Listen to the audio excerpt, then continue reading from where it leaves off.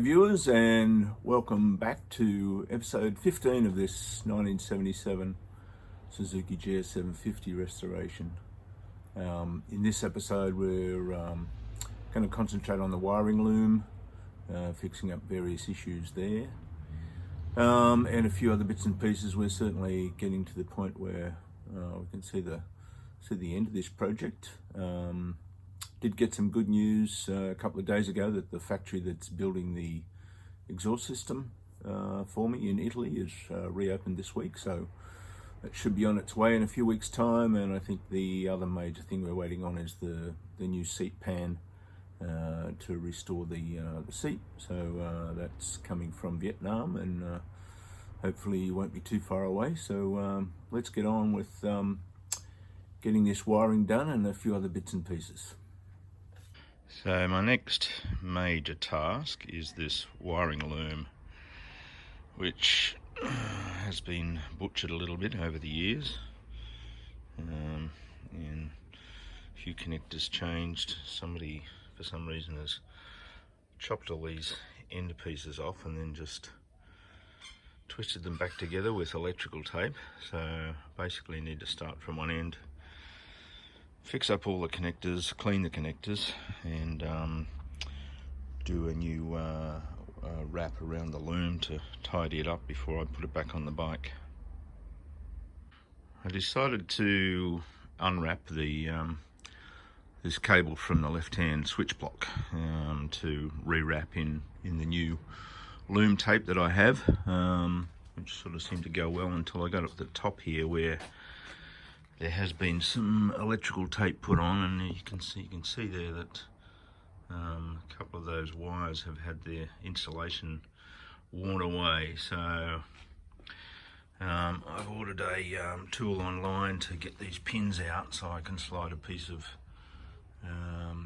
heat shrink up there and cover those up before I wrap this back up again. Fun times.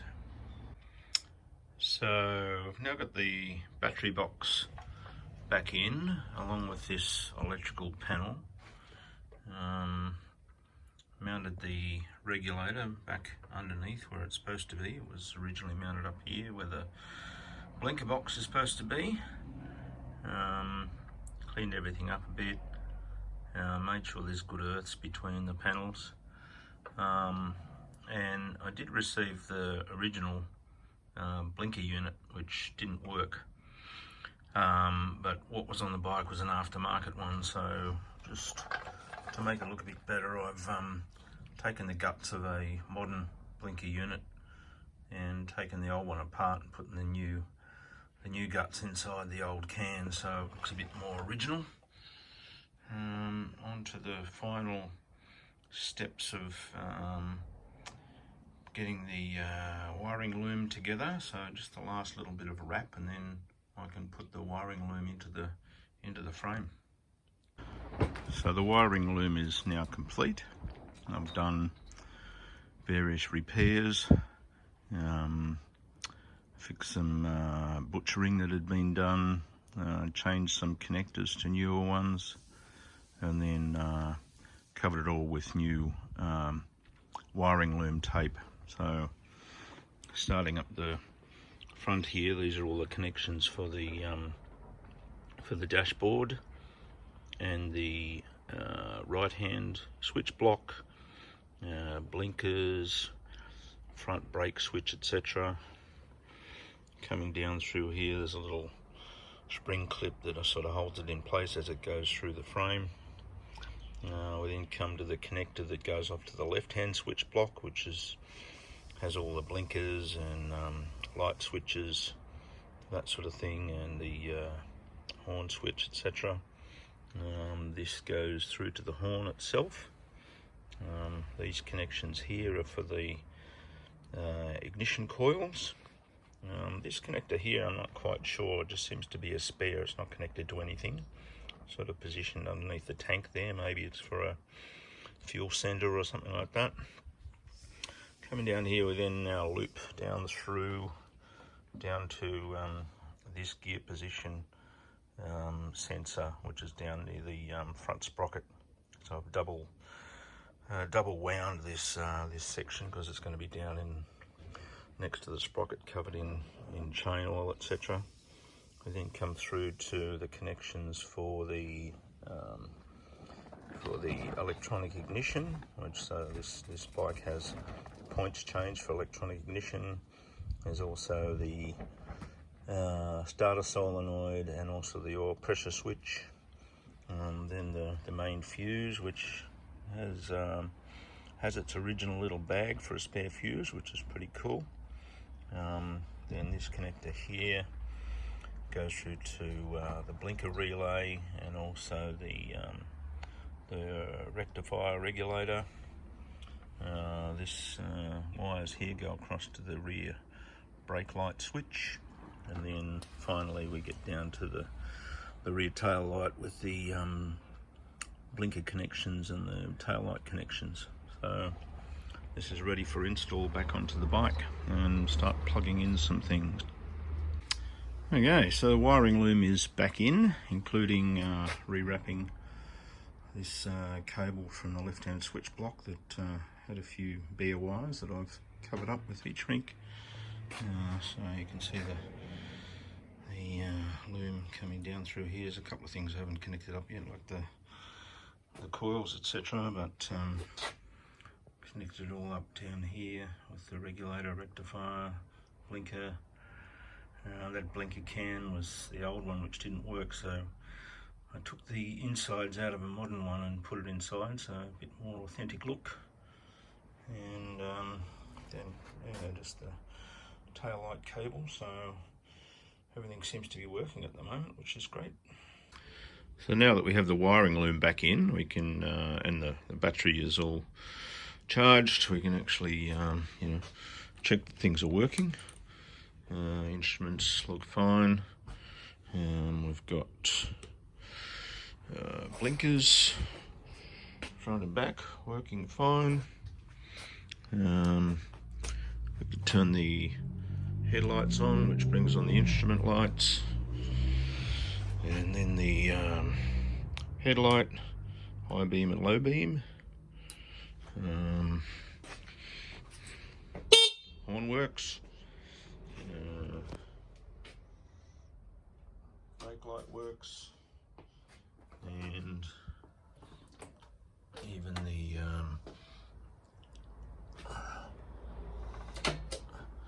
gear position indicator under the second gear there. So everything seems to be working fine, which is great news.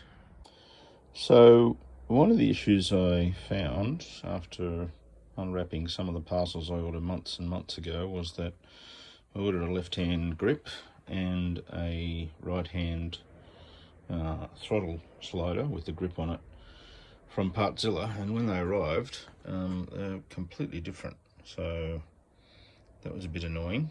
So I tried to find a match to either one of those, although I prefer the one on the right, and couldn't really find anything, so I ended up getting these Italian ones from a Brisbane Cycles in Brisbane, Australia, and put them on. So yeah, they're, at least they're matching now, and had to trim down the slider by a couple of millimeters. It's slightly shorter, but at least looking a bit consistent now, so that's good.